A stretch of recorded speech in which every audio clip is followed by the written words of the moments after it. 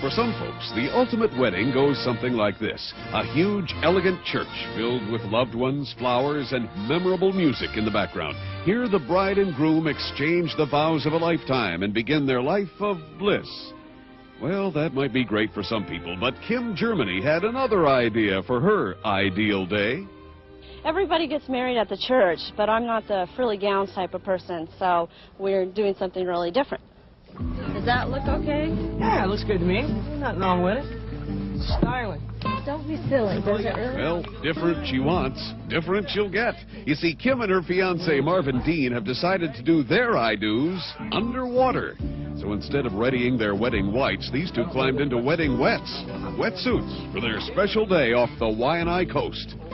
Well, we've always been an adventurous couple. We had our first date when we were skydiving. After that, when I asked Kim to marry me, she said, well, hey, let's do it underwater. I said, not a problem there. I think we can do that with no problem. And so here we are.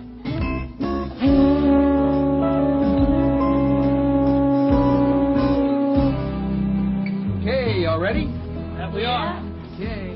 So much for the don't see the bride before the ceremony concept. These two avid divers happily head for what will be their most memorable dive ever, heading down to their makeshift chapel 80 feet below.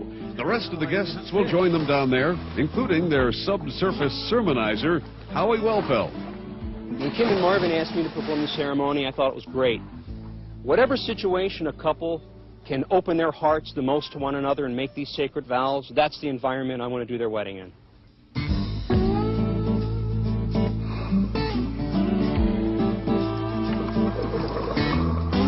Now, the biggest problem with having a wedding at 14 fathoms is just getting everybody in the right place at the right time. It takes the entire party a while to get into position, but once they're secure, Howie takes his place.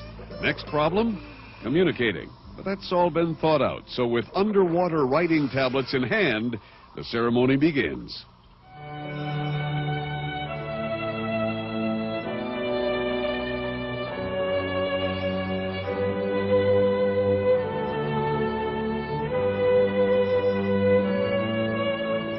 When the ceremony first started, I was real nervous, trying to make sure that my haku stays on my mask and make sure that the rings don't float away and all that kind of thing, so we were real nervous.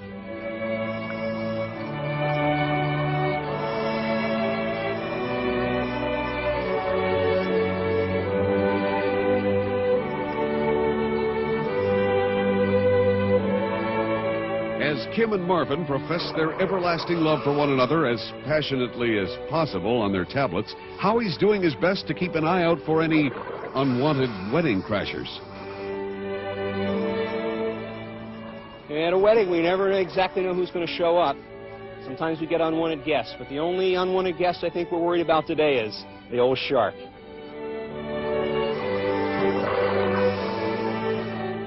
With no sharks in sight and only a curious moray to keep an eye on, Howie tends to the rest of the ceremony.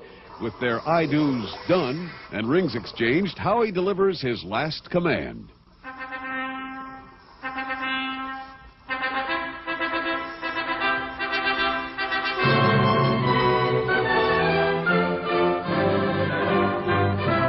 They exchange a kiss for the first time ever as husband and wife.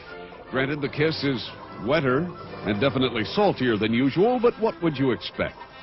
Well, this is definitely a day I'm not going to forget.